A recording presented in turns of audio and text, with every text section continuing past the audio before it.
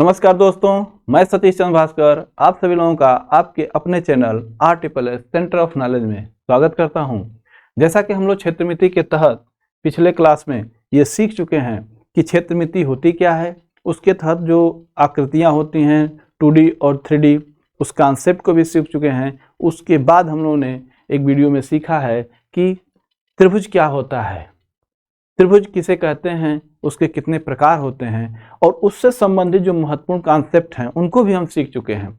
आज के इस क्लास में हम लोग उस पर आधारित जो भी प्रश्न होंगे उन प्रश्नों को करने का प्रयास करेंगे, लेकिन उससे पहले जो कुछ हम पीछे पढ़ चुके हैं उसका एक रिवीजन कर लेते हैं। और पुराने वीडियो का आपने नहीं देखा है तो जाइए, वहाँ पे डिस्क्रिप्शन में लिंक दिया जाएगा, वहाँ देखकर और अपने कॉन्सेप्ट को विकसित कर लीजिए। तो उसमें रिवीजन के तौर पर देखा जाए कि जो क्षेत्रमिति होती है, इस क्षेत्रमिति को तहत हमको क्षेत्रफल और परिमाप ज्ञात करना होता है और यह जो आकृति बताई जाती है वो मोटाई रहित होती है। क्षेत्रमिति के तहत जो हम क्षेत्रफल और परिमाप से संबंधित जो भी कॉन्सेप्ट पढ़ने जा रहे हैं इस समय, वो मोटाई रहित होती है और यह जो आकृति है मुख्य रूप से हम 2D की बात कर रहे हैं, जिसमें त्रिभुज, चतुर्भुज, चतुर्भुज में समलंब चतुर्भुज, समांतर चतुर्भुज, समचतुर्भुज, आयत और वर्ग की बात की जाएगी और उसमें आता है आपका वृत्त। इसके बाद हम लोग त्रिभुज को देखें पहले तो त्रिभुज कैसे है, तो 3 भुजाओं से घिरा हुआ क्षेत्र त्रिभुज कहलाता है और त्रिभुज के अंतः जो कोण होते हैं इनका जो योग होता है वह 180 अंश के बराबर होता है। फिर हम लोग देख चुके हैं त्रिभुज के प्रकार। तो त्रिभुज मुख्य रूप से 2 भागों में बांटे जा सकते हैं और उनका अध्ययन किया जा सकता है। तो जो कोण के आधार पे, यानी कि त्रिभुज में जो एंगल होते हैं उनके बेस पे हम मुख्य रूप से 3 भागों में बांट सकते हैं। एक न्यून कोण त्रिभुज, एक सम कोण त्रिभुज और एक अधिक कोण त्रिभुज। जो न्यून कोण त्रिभुज होता है उसकी एक खास बात होती है, खास बात यह होती है कि उसके जो अंतः कोण होते हैं, तो सभी जो अंतः कोण होंगे इनका योग तो होता है 180 अंश, लेकिन प्रत्येक कोण जो होगा वह 90 अंश से कम होगा। अर्थात 90 अंश से कम का अर्थ यह हुआ कि सभी कोण जो होंगे 90 से कम, यानी कि 60, 65, 70, 75 इस तरीके के होंगे। हाँ, लेकिन उनका योग जो होगा वो 180 अंश के बराबर होगा। उसके बाद जो समकोण त्रिभुज होता है, इसकी खास बात होती है कि इसका कोई एक कोण 90 अंश का होता है और शेष 2 कोणों का योग 90 अंश। अगर एक 90 अंश है तो शेष 2 कोणों का योग आपका 90 अंश हो जाएगा, उसे हम समकोण त्रिभुज कहेंगे। अधिक कोण त्रिभुज, अधिक कोण त्रिभुज वह त्रिभुज होता है जिसका कोई एक कोण 90 अंश से बड़ा हो, अर्थात 90 डिग्री से जो बड़ा 110, 120 इस तरीके का, और शेष 2 कोण न्यून कोण होते हैं, अर्थात अधिक कोण।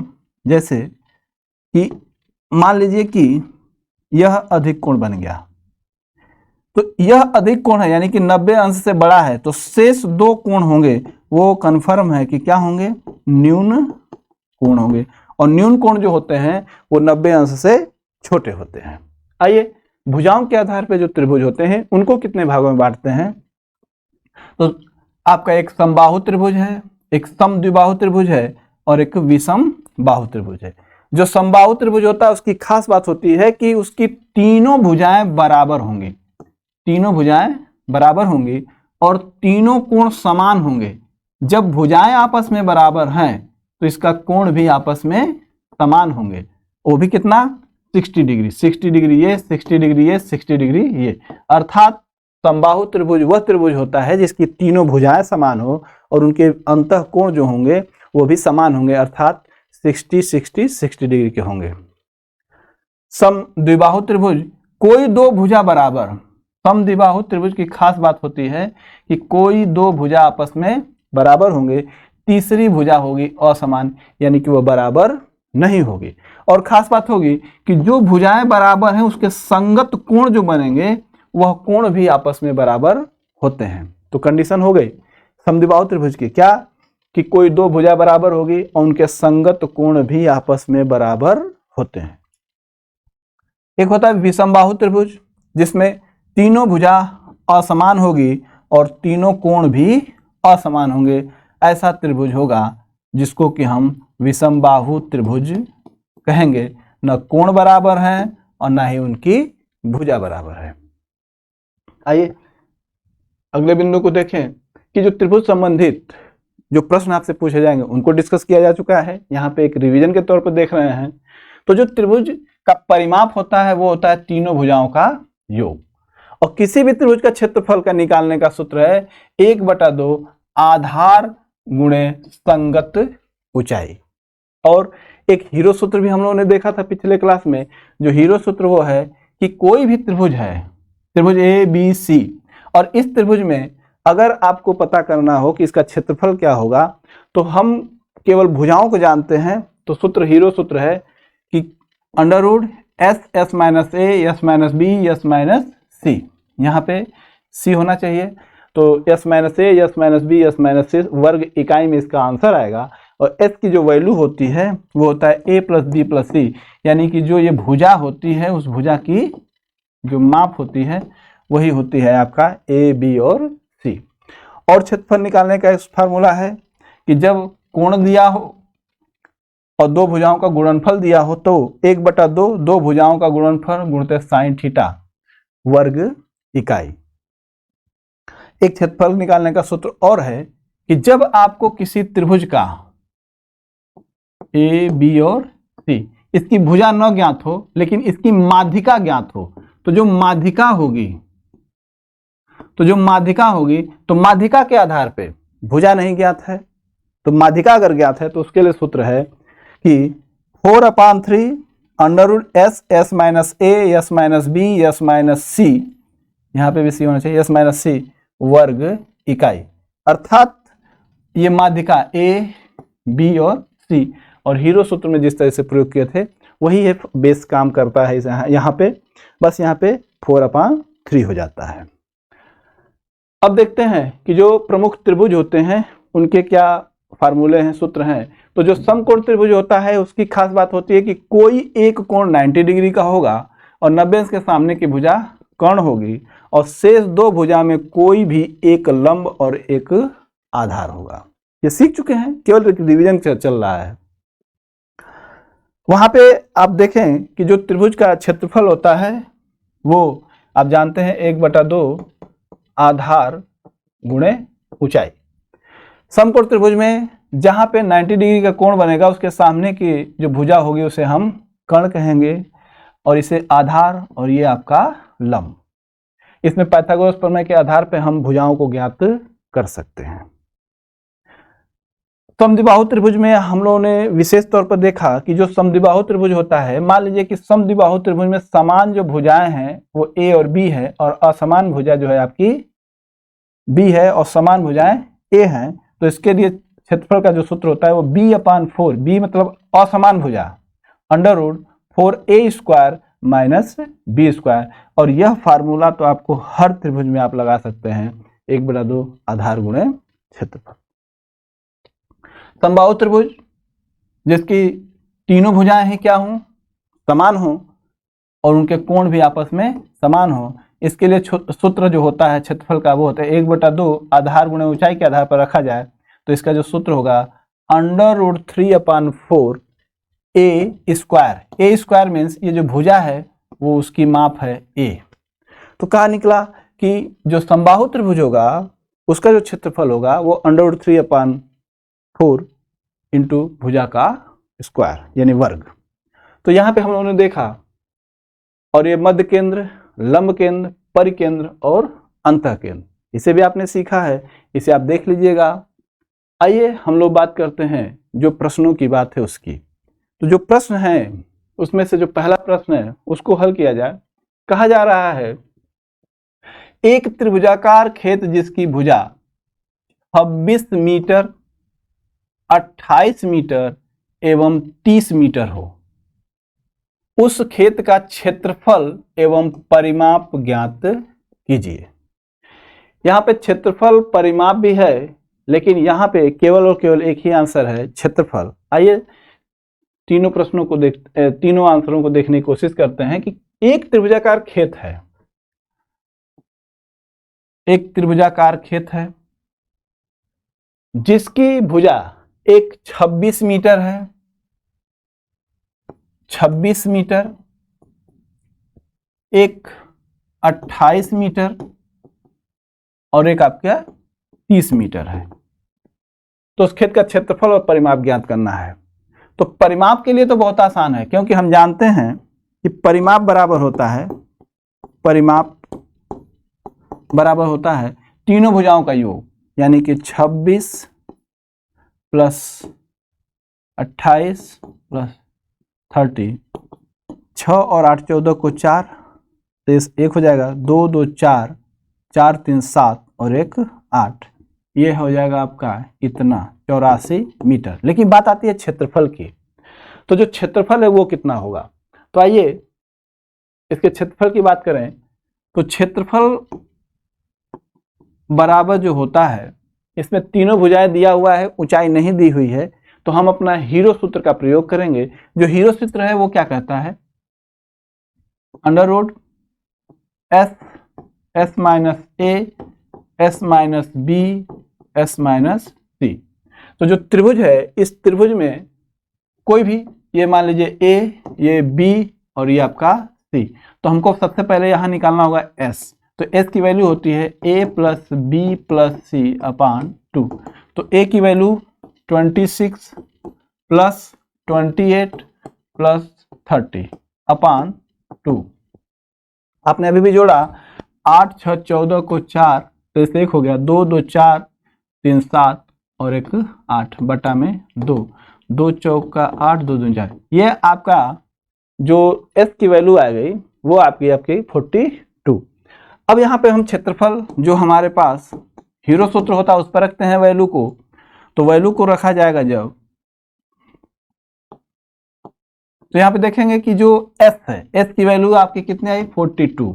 तो यहाँ पे हम 42 लिखेंगे, फिर 42 माइनस ए की वैल्यू आप 26, फिर 42 माइनस 28, फिर 42 माइनस 30। अब यहाँ पे देखिए अंडर रूट में 42 में से 26 जाएगा, यानी कि यहाँ से 12 में से 6 जाएगा तो आपका होगा 6 और ये हो जाएगा 16।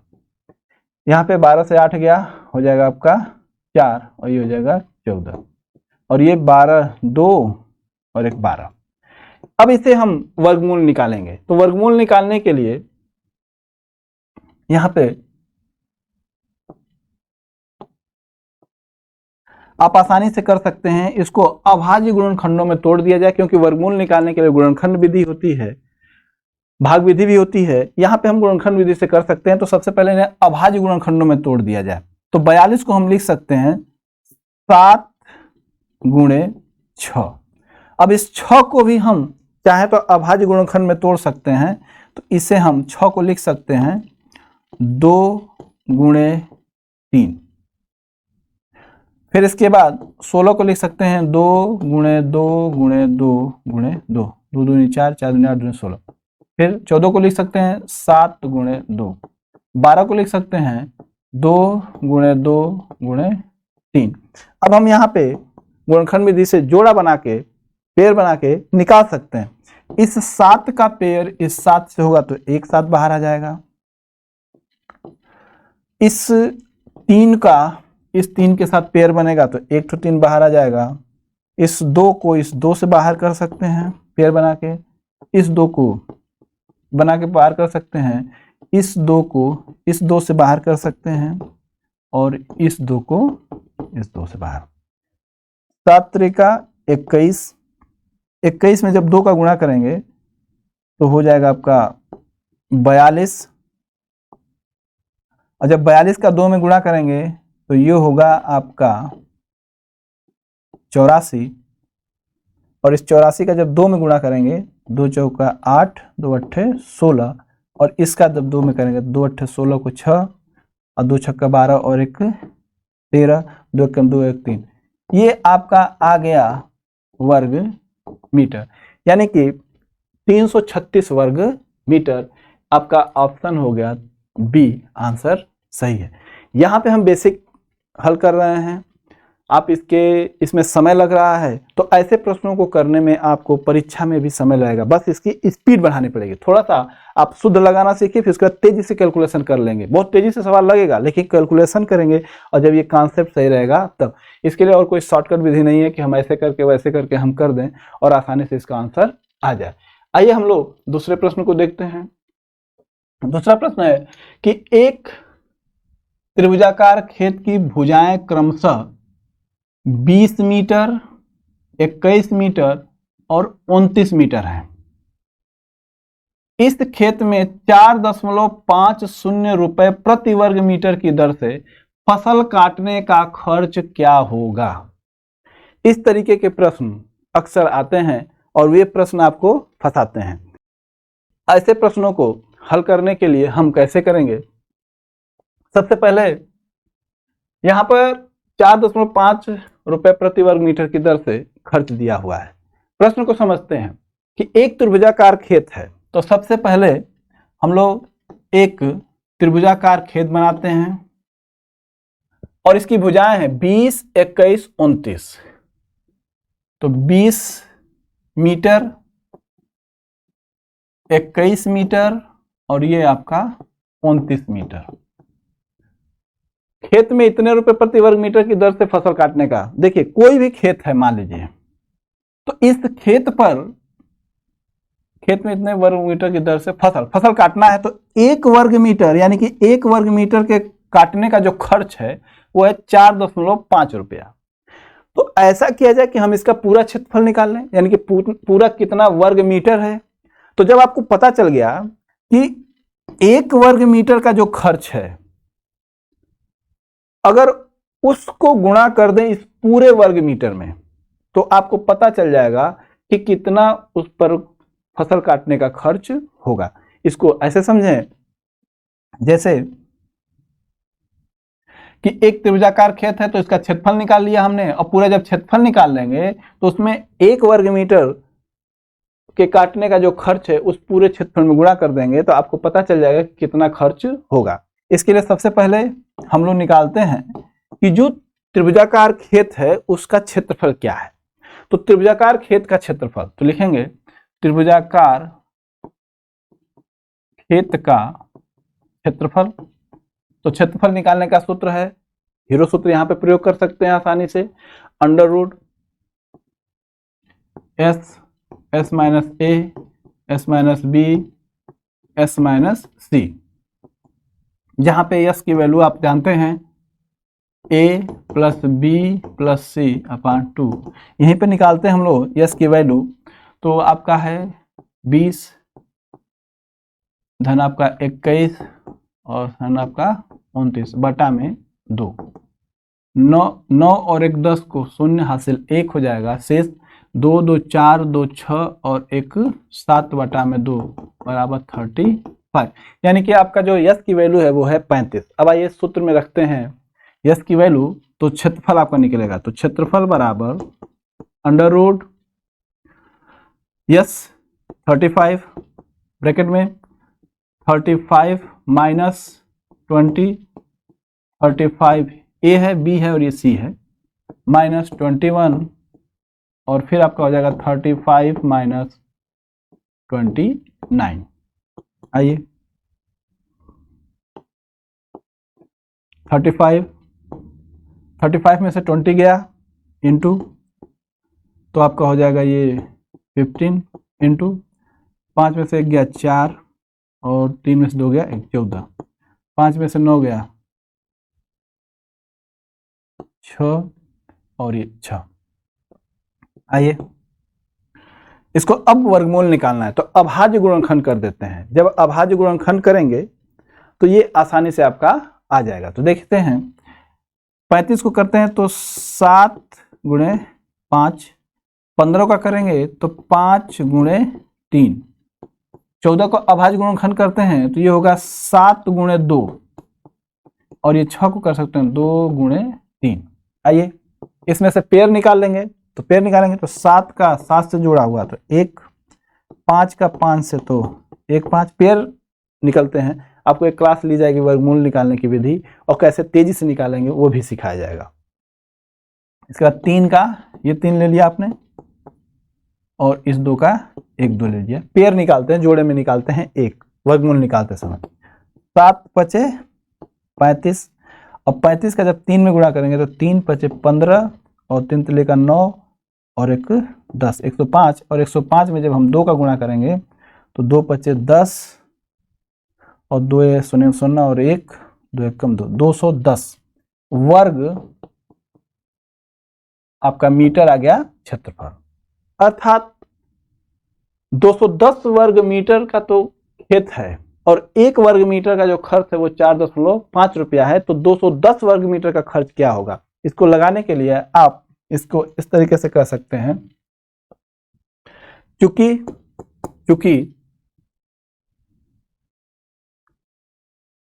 4 दशमलव, सॉरी इसको ऐसे करिए, क्योंकि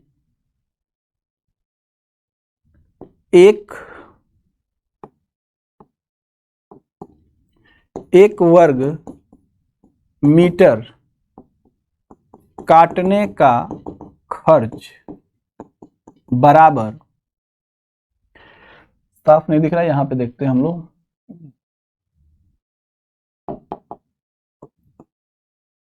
क्योंकि 1 वर्ग मीटर खेत काटने का खर्च बराबर 4.5 रुपया, इसलिए इसका जो क्षेत्रफल है वो है 210 वर्ग मीटर, इसलिए 210 वर्ग मीटर खेत काटने का खर्च होगा 210 गुणे 4.5। तो जब हम इसका गुणा करेंगे 210 गुणे 4.5 का, तो हमारे पास आंसर होगा 210 गुणे 4.5, 5 शून्य शून्य, 5 1 कम 5, 5 दूनी 10, 4 शून्य शून्य, 4 1 कम 4 और 4 दूनी 8, 0 5 4 9, 0.1 अंक पर रखा जाएगा 945 रुपया, ये आपका पूरा खर्च हो जाएगा। तो यहाँ पे जो आंसर आएगा आपका आएगा खर्च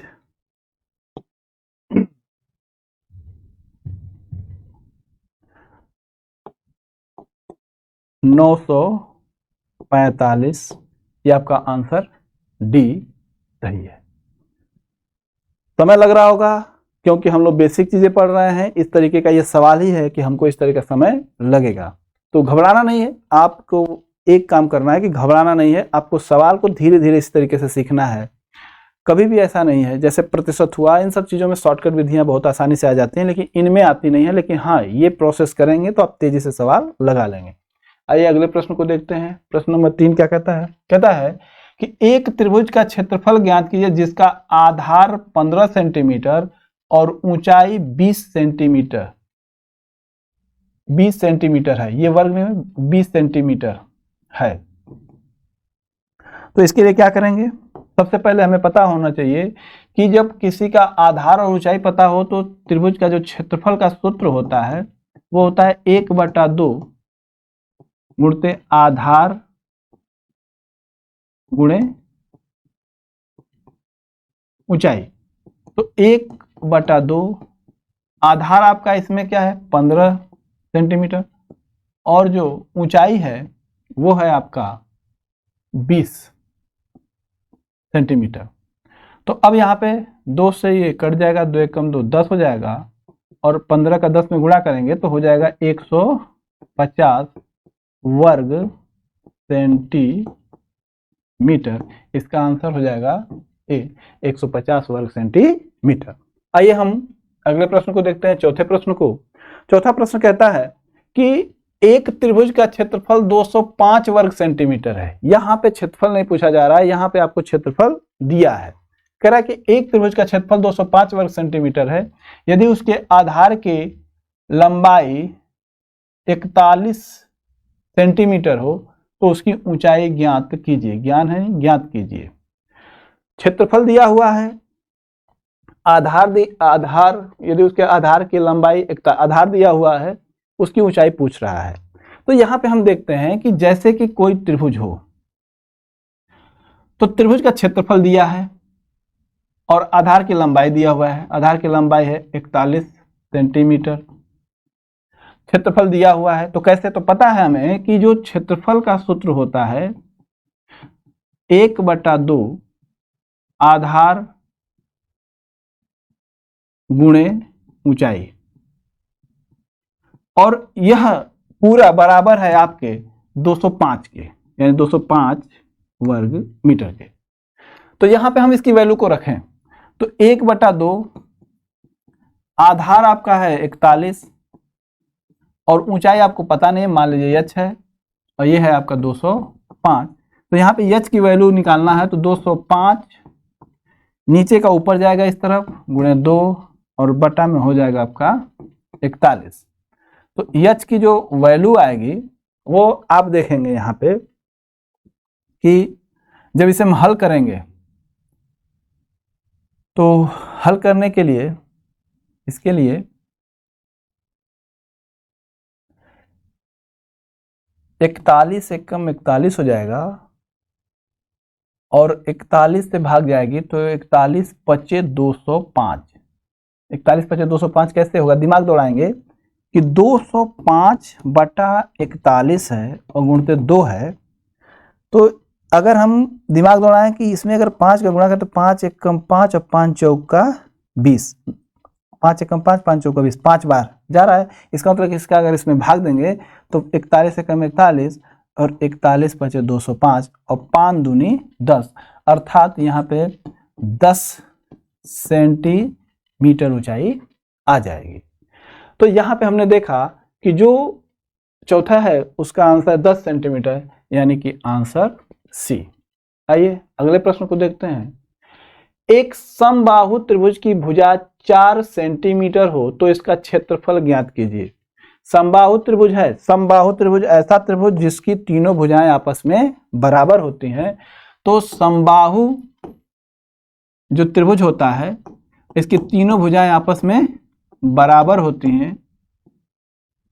तो एक भुजा का मान है 4 सेंटीमीटर, तो जब 4 सेंटीमीटर है इसका क्षेत्रफल, तो हम जानते हैं समबाहु त्रिभुज का क्षेत्रफल बराबर होता है √3/4 भुजा का वर्ग। तो √3/4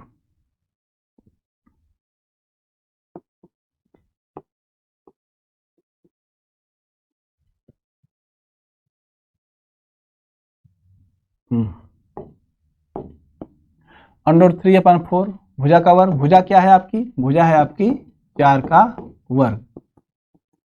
तो √3/4 इंटू भुजा का वर्ग 4 गुणे 4, 1 4 से कैंसिल हो जाएगा 4√3 वर्ग सेंटीमीटर, 4√3 वर्ग सेंटीमीटर, ये आपका आंसर सी।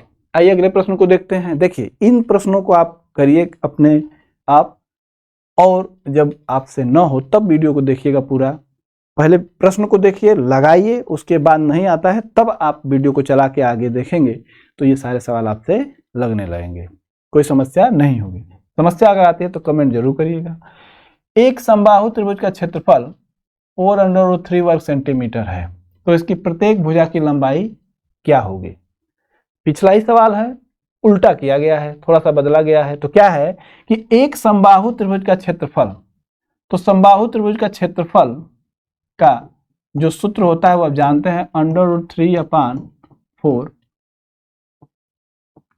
भुजा का वर्ग, और इसका क्षेत्रफल दिया हुआ है 4√3, यानी कि इसके बराबर पूरा हो जाएगा आपका ये 4√3। तो हमको भुजा की वैल्यू निकालने तो भुजा को यहीं छोड़ दीजिए, भुजा का स्क्वायर को यहीं छोड़िए, ये है आपका 4√3। नीचे की राशि ऊपर जाती है, ऊपर की राशि नीचे आएगी पक्षांतर करने पे, तो ये इंटू हो जाएगा 4 अपान ये नीचे आ जाएगा √3।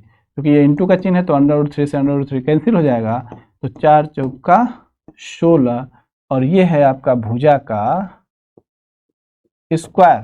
जब स्क्वायर हटाएंगे वर्गमूल निकालेंगे तो ये भुजा बराबर हो जाएगा √16 और ये हो जाएगा इसका आंसर 4 सेंटीमीटर। यानी कि इस समबाहु त्रिभुज का जो भुजा होगी वो होगी 4 सेंटीमीटर। आंसर आपका डी। आइए अगले प्रश्न को देखते हैं। 7वें प्रश्न को देखते हैं। जो आपका 7वां प्रश्न है वो क्या कहता है कि किसी समकोण त्रिभुज का आधार 12 मीटर, कोण 13 मीटर, तो इस त्रिभुज का परिमाप, क्षेत्रफल और ऊंचाई, यानी कि आपको 3 चीजें इसमें निकालनी है सवाल में। तो सबसे पहले देखते हैं कि किसी समकोण त्रिभुज, अगर हम देखें कि कोई समकोण त्रिभुज है ए, बी और आपका सी, आधार 12 मीटर, आधार है आपका 12 मीटर, कोण है आपका 13 मीटर, तो इस त्रिभुज का परिमाप, परिमाप यानी तीनों भुजाओं का योग, तो जो परिमाप होगा वो कैसे निकलेगा, पहले उससे पहले देखिए कि जो तीसरी भुजा है वो क्या है, ऊंचाई, यानी कि ये जो तीसरी भुजा ए बी है वो क्या है। तो हम जानते हैं कि जो त्रिभुज होता है उसमें अगर समकोण त्रिभुज है तो समकोण त्रिभुज की कंडीशन होती है कि पाइथागोरस प्रमेय लगेगा तो कर्ण पर बना वर्ग शेष दो भुजाओं पर बने वर्गों का योग के बराबर होता है। तो यहाँ पे एक समीकरण बनता है क्या कि ए बी और धन बी सी, यानी कि ए बी का वर्ग और धन बी सी का वर्ग, ये बराबर होगा आपका ए सी के वर्ग के, यानी कि कर्ण के वर्ग के बराबर, ए सी के वर्ग। और हमें ये ए बी की वैल्यू निकालनी है, तो ए बी हमें पता नहीं है तो मान लेते हैं ए बी का वर्ग इक्वल टू ए सी का वर्ग। इस बी सी को उधर ले जाएंगे तो हो जाएगा माइनस बी सी स्क्वायर। अब ए बी का स्क्वायर हटाएंगे तो ये राशि हो जाएगी आपकी कर्णी में, तो ए सी का स्क्वायर ऋण बी सी का स्क्वायर। अब देखिए ए सी की वैल्यू क्या है, ए सी है 13 का वर्ग और बी सी है आपका 12 का वर्ग। 13 का वर्ग होता है 169, 12 का 144, 9 में से 4 गया 5 और 6 में से 4 गया 2, 25। यानी कि जो ए बी की वैल्यू होगी 25 का वर्गमूल निकालेंगे तो आपका आएगा 5 मीटर। यानी कि जो आपकी ऊंचाई यहाँ पे निकली है वो है आपका 5 मीटर। तो समकोण त्रिभुज की आपकी ऊंचाई निकल गई 5 मीटर, जो यहाँ पे पूछा हुआ है ऊंचाई। आइए दूसरे तरफ चलते हैं। अगर ऊंचाई मिल गई तो आधार ये है तो इसका हम क्षेत्रफल भी निकाल सकते हैं। क्यों? आधार गुणे ऊंचाई। तो आइए क्षेत्रफल निकालते हैं। क्षेत्रफल बराबर 1/2 गुणे आधार और गुणे ऊंचाई। तो 1/2 आधार आपका हो गया है 12, ऊंचाई है आपकी 5, 2 छक्का 6 पचे 30 वर्ग मीटर, ये हो गया आपका क्षेत्रफल। और पूछा जा रहा है इसका परिमाप। तो परिमाप बराबर होता है तीनों भुजाओं का योग, तीनों भुजाओं का योग, तीनों भुजाओं का योग अर्थात 5 धन 13 धन 12, यानी कि 5 + 13 + 12, 5 3 8, 8 2 10 को 0, हासिल 1 1 2 और 1 3, 30 मीटर। यहाँ पे आपने देखा कि क्षेत्रफल 30 वर्ग मीटर, परिमाप 30 मीटर और जो ऊंचाई है वो आपका आया है 5 मीटर। आइए हम लोग अगले प्रश्न को देखते हैं। 8वां प्रश्न क्या कहता है कि एक समद्विबाहु त्रिभुज की परिमिति 14 सेंटीमीटर है। ये समद्विबाहु त्रिभुज है और उसकी परिमिति 14 सेंटीमीटर है तथा बराबर भुजाओं में से एक भुजा तथा तीसरी भुजा का अनुपात 5/4 है, इस त्रिभुज का क्षेत्रफल ज्ञात कीजिए। आइए सबसे पहले देखते हैं कि क्या कह रहा है प्रश्न। कह रहा है कि एक समद्विबाहु त्रिभुज है। ये समद्विबाहु का अर्थ है कि कोई भी त्रिभुज अगर ए बी सी है तो समद्विबाहु मान लीजिए कि ये भुजा है इसके बराबर है, यानी कि ए बी बराबर ए सी, और ये विषम है, ये उसके समान नहीं है। परिमिति है इसकी 14 सेंटीमीटर और बराबर भुजाओं में से एक भुजा तथा तीसरी भुजा, बराबर भुजाओं में से एक भुजा और तीसरी भुजा का अनुपात 5/4 है। जब ये कंडीशन है तो हम कहेंगे कि माना भुजाएं हैं,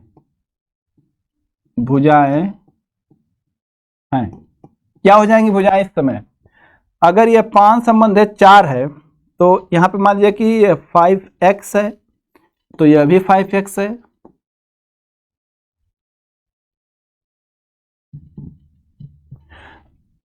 और ये है आपका 4, यानी कि ये 4x।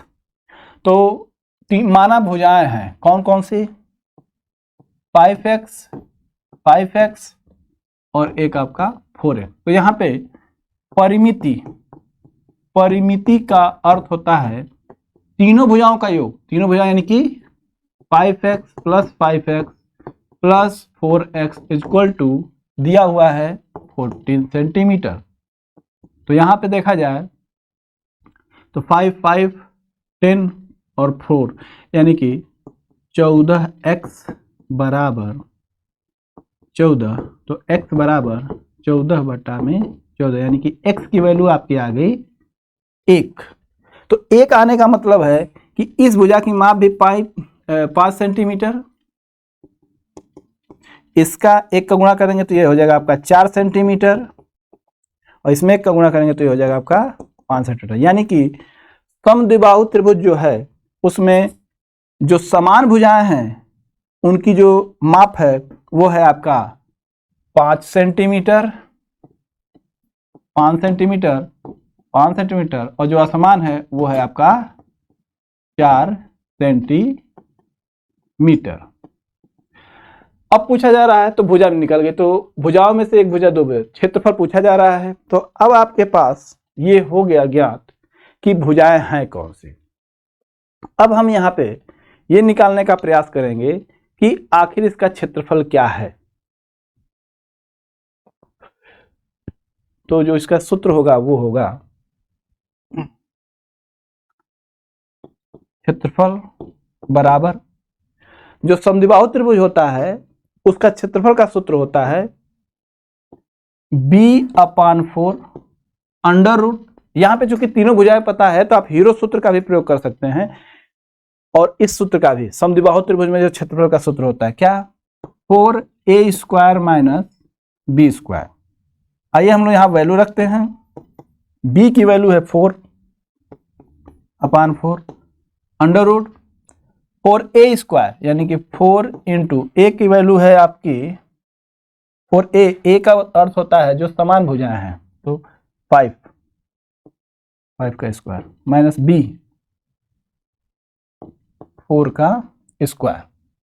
आइए देखते हैं, 4 से 4 कैंसिल, अंडर रूट 5 का वर्ग करेंगे तो होगा 25, और 25 का 4 में गुणा करेंगे तो 25 चौका 100 ऋण 16, 100 में से 16 जाएगा, 10 से 6 गया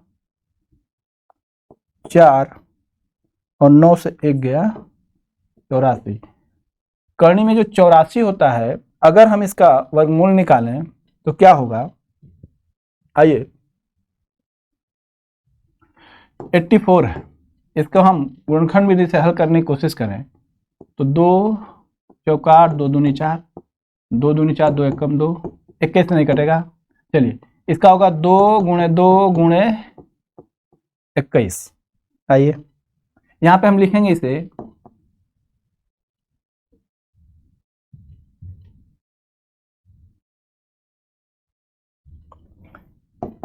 अंडर रूट 2 इंटू 2 इंटू 21, यहाँ से एक जोड़ा बाहर आ जाएगा तो 2√21, और ये हो जाएगा आपका वर्ग सेंटीमीटर। 2√21 वर्ग सेंटीमीटर, ये आपका आंसर ए सही है। इस प्रश्न को आप दोबारा भी देख सकते हैं वीडियो को, ताकि ये चीजें कॉन्सेप्ट आपको क्लियर हो जाए। आइए अगले प्रश्न को देखते हैं। आइए देखते हैं 9वें प्रश्न को। 9वां प्रश्न कहता है कि एक समद्विबाहु त्रिभुजाकार भूखंड का मूल्य 125 रुपए प्रति वर्ग मीटर की दर से 50,000 रुपया है। यदि इस भूखंड की ऊंचाई 20 मीटर हो तो दोनों समान भुजाओं की माप ज्ञात कीजिए। अर्थात एक समद्विबाहु त्रिभुज है, इसमें इस पर पूरा खर्च जो है उसको दिया है उन्होंने, और प्रति वर्ग मीटर का भी खर्च दिया हुआ है। और क्या दिया हुआ है, इसकी ऊंचाई वो है आपकी 20 मीटर। तो यहां पे देखा गया कि जब कभी भी कोई समद्विबाहु त्रिभुज की बात करता है तो वहां पे एक कंडीशन याद करते हैं कि जो समान भुजाएं होती हैं उनके जो कोण होते हैं, जो शीर्ष कोण, वहां से अगर आप सामने की भुजा पर लंब डालते हैं तो इसे वह 2 बराबर भागों में बांटता है। तो यहां से पूछा गया है जो चीज, उसको देखते हैं कि दोनों समान भुजाओं की माप, इसकी माप पूछ रहा है। तो सबसे पहले हम यहां निकालते हैं कि इस त्रिभुजाकार भूखंड का जो क्षेत्रफल है वो क्या है। तो हम सबसे पहले इसका क्षेत्रफल निकालते हैं समद्विबाहु त्रिभुज का। तो जो क्षेत्रफल होता है वो होगा कि कुल खर्च, यानी खर्च का अर्थ है कि कुल कितना इसका मूल्य है, और बटा में प्रति वर्ग मूल्य। इसको भी यहां पे आप मूल्य कर लीजिए।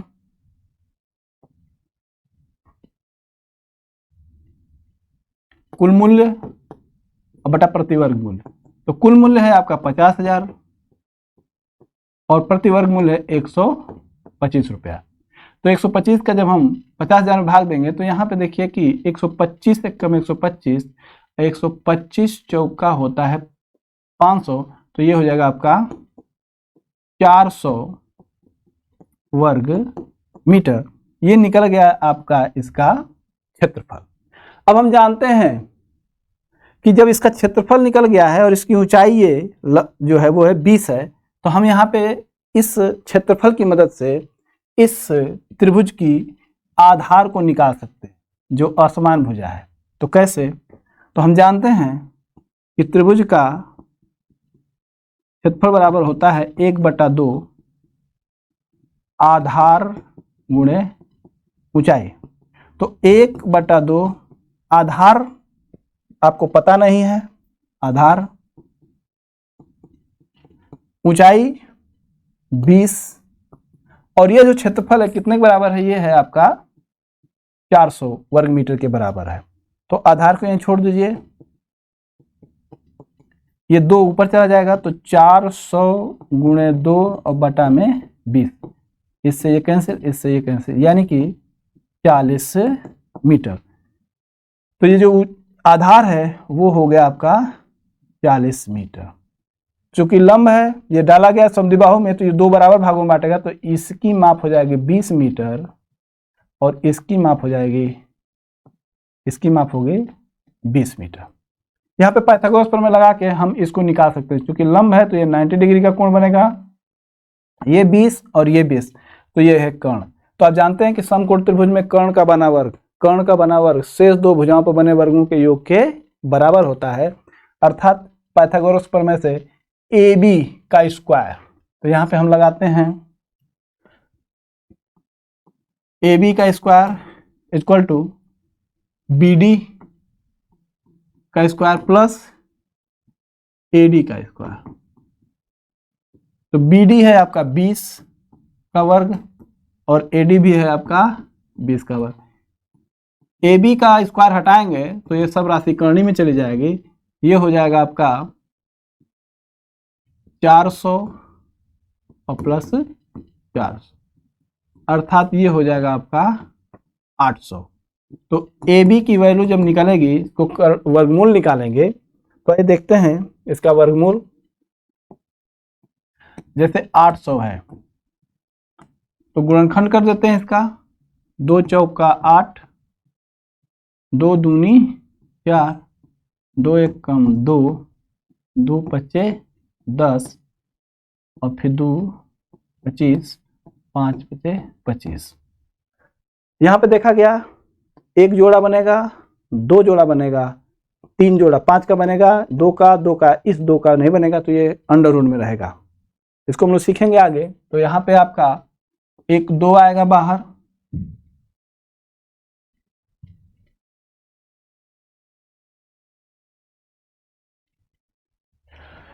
एक 2 आएगा बाहर, एक 2 बाहर आएगा, 5 आएगा बाहर, अंडर रूट में 2 बच जाएगा।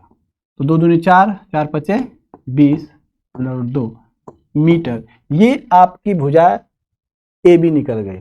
तो जब ए बी निकल गई, और आप जानते हैं कि ए बी समान वाली भुजा है, तो ये भी और ये भी दोनों ही समान होंगे, तो समान भुजा की वैल्यू आ गई 20, करनी में 2, अर्थात इसका आंसर है आपका सी। आइए देखते हैं 10वां सवाल, ये लास्ट सवाल रहेगा आज का।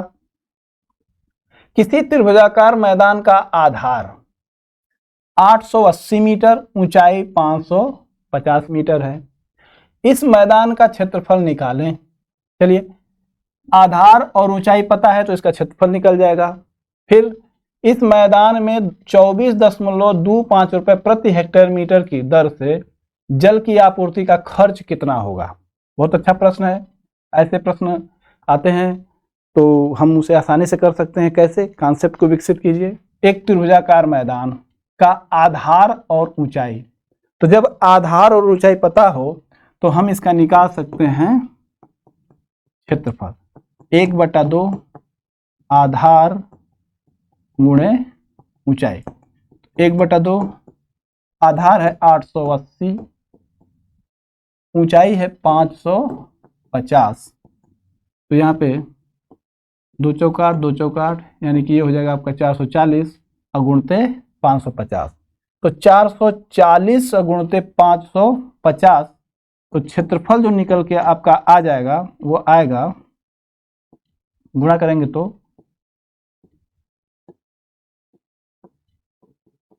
वर्ग मीटर, सॉरी वर्ग,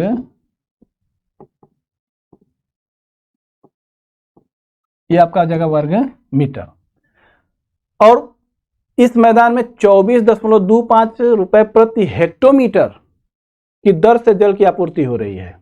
अब जो यह मैदान है इसमें जो आपूर्ति हो रही है वो प्रति वर्ग मीटर, तो प्रति वर्ग मीटर न होकर प्रति हेक्टेयर मीटर में हो रही है। तो याद कर लीजिए कि जब ऐसा प्रश्न हो तो उसको लगाने का क्या तरीका होगा। तो सबसे पहले जो वर्ग मीटर में आपका क्षेत्रफल है इसे हम बदल देते हैं हेक्टोमीटर में। आइए एक फार्मूला हम लोग सीखते हैं कि कैसे मीटर, वर्ग मीटर और हेक्टोमीटर को बदलेंगे। तो सबसे पहले एक चीज याद कर लीजिए, क्या? 1 सेमी, 1 डेसीमीटर, 1 मीटर, 1 डेकामीटर, 1 हेक्टोमीटर, और 1 हो जाएगा आपका किलोमीटर। यहाँ पे कोई भी किसी को कन्वर्ट करना हो तो ऊपर नीचे जाके कर सकते हो। जैसे पूछा जाए कि 1 किलोमीटर में कितने मीटर, तो आप जानते हैं कि 1 किलोमीटर का 1 हो जाएगा, और 1 2 3, 1 2 3, ये आपका हो जाएगा मीटर में, यानी कि 1 किलोमीटर में 1000 मीटर। इसी तरीके से 1 हेक्टोमीटर में कितने डेसीमीटर, तो 1 हेक्टोमीटर का 1 कितने डेसीमीटर, तो 1 2 3, 1 2 3, ये हो जाएगा आपका डेसीमीटर। तो इस तरीके से हम इसको बदल सकते हैं। ऊपर से नीचे आएंगे तो जैसे पूछा जाए कि 1 डेसीमीटर में कितने डेकामीटर, तो 1 डेसीमीटर का 1, और नीचे आ रहे हैं तो कितने डेकामीटर, 1 2, 1 2। इस तरह से आप आसानी से इसको कन्वर्ट कर सकते हैं। कोई समस्या होगी तो पूछ लीजिएगा। आइए आगे देखते हैं। यहाँ पे देखा जाए तो अब हम देखें कि जो यहाँ पे है कि मीटर है और आपका हेक्टोमीटर है, तो जो क्षेत्रफल है वो आपका आया है वर्ग मीटर में और बदलना है उसको हेक्टोमीटर में। तो मीटर का 1 और बटा 1 2 ये 100 हेक्टोमीटर, यानी कि 1 मीटर में 100 हेक्टोमीटर होंगे। तो जब 1 मीटर में 100 हेक्टोमीटर यानी कि 1 बटा 100 हेक्टोमीटर होगा यहाँ पे। तो जब 1 बटा 100 हेक्टोमीटर होगा तो आइए सवाल में चलते हैं। तो इसको बदल देंगे हम लोग, इसे हम लोग बदलेंगे हेक्टोमीटर में। तो ये हो जाएगा बटा 2 बार 100 का गुणा इसलिए किया जा रहा है क्योंकि ये वर्ग मीटर में है, इसलिए हम लोग 2 बार 100 का गुणा किए हैं। तो अब इसको जब हम हल करेंगे 1 2 3 4 1 2 3 4 यहाँ पे दशमलव हो जाएगा, यानी कि 24.20 आपका ये हो जाएगा हेक्टोमीटर क्षेत्रफल। अब क्या कह रहा है, इस मैदान पे 24.25 रुपए प्रति हेक्टोमीटर की दर से जल की आपूर्ति का खर्च क्या होगा। तो पूरा क्षेत्रफल है आपका 24.20 हेक्टोमीटर और 1 वर्ग हेक्टोमीटर का जो खर्च है वह है 24.25 रुपए। इसलिए इसको हल करने का तरीका, क्योंकि 1 वर्ग हेक्टोमीटर का खर्च, इसको साफ साफ लिखते हैं थोड़ा और क्लियर हो जाए।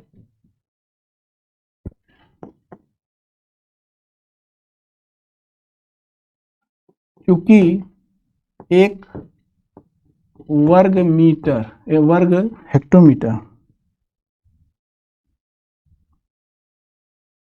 चूंकि 1 वर्ग हेक्टोमीटर का खर्च बराबर 24.25 रुपया, इसलिए 24.20 वर्ग हेक्टोमीटर का खर्च बराबर 24.25 गुणे 24.20। तो इसका जब गुणा करेंगे हम, आप रफ पे करिएगा क्योंकि समय कम है, इसलिए जब इसका गुणा करेंगे तो जो आपका आंसर आ जाएगा वो आ जाएगा 586 तो 586.85 रुपया। तो ये आपका इसका आंसर होगा। तो ये है 586.85 रुपया, आंसर डी। अगर कोई दिक्कत होती है तो आप जरूर कमेंट करके पूछिएगा, हम लोग उस पर फिर चर्चा करेंगे। तो मिलते हैं हम लोग अगले वीडियो में। धन्यवाद।